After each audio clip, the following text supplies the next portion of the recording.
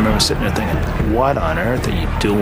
Leonard is beating Hagler to the punch. Are you kidding me? And it's Marvin Hagler fighting Ray Leonard's fight. I realized then that he was just as tight and scared as I was. Where was the Marvin Hagler that came out of the ring like a whirling dervish and absolutely, utterly destroyed Thomas Hearns? Where was he? Marvin Hagler was moving around. He was boxing with Sugar Ray Leonard and losing the rounds. You know? I couldn't believe it. The one thing that is very apparent now is that Leonard is the more confident fighter. I think the way Hagler came out against Leonard was a false attempt to show that I don't even have to box you in my conventional way to beat you. On my card, Barry, Leonard won the first 2 rounds. 30 seconds before the bell would end, all he done that was say 30 seconds, and I would flurry and win that round.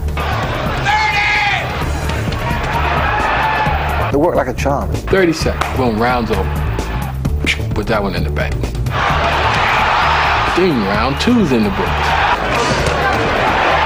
Bing, round 3's in the books. Harold Letterman, how do you score the fight?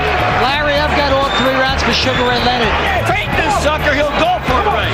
Ray Leonard's punches in that fight were louder. It wasn't that they were any more effective than Marvin Hagler's punches. In fact, they absolutely weren't.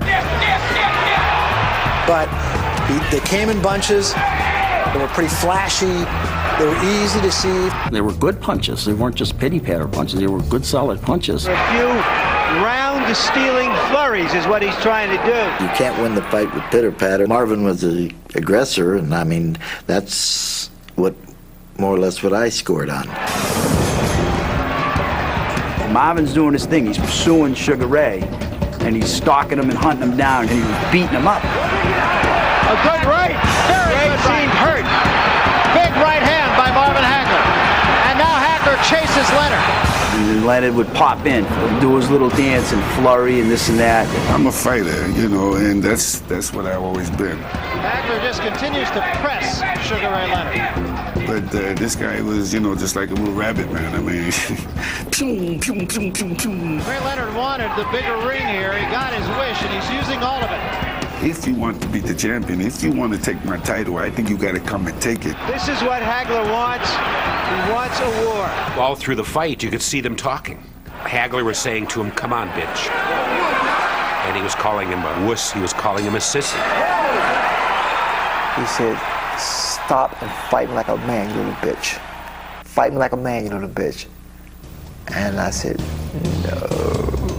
Ray don't fight nobody slugging. He's a mover, a boxer, a chess player. To me, he fought like still back in the Olympic days with the pitter-patter thing of running around and whatever. And I didn't feel as though he fought me like a champion. And Leonard with his hands at his side, really taunting Hagler. Hit him in the ass, spin him around, do a little flurry, move around, dance, raise your hand. The purist looked at that and said, "Ah, that's garbage." And now Hagler mocking Leonard. But meanwhile, what is it doing to this guy's head? Smiling at him and just essentially saying, "Come on." And now Hagler's getting angry. It was sickening. I'm watching him fight, and he's out there, sticking his head out, he's shuffling his feet, and I'm like, this is why I don't like him. It worked for what it was. It's kind of a little humor, if you will. You don't make a mockery out of the sport. Ray, please box. Deep breath. Give me another one. How do you feel, man? That's what You're going to brawl this guy, keep the pressure on him, taking his legs away.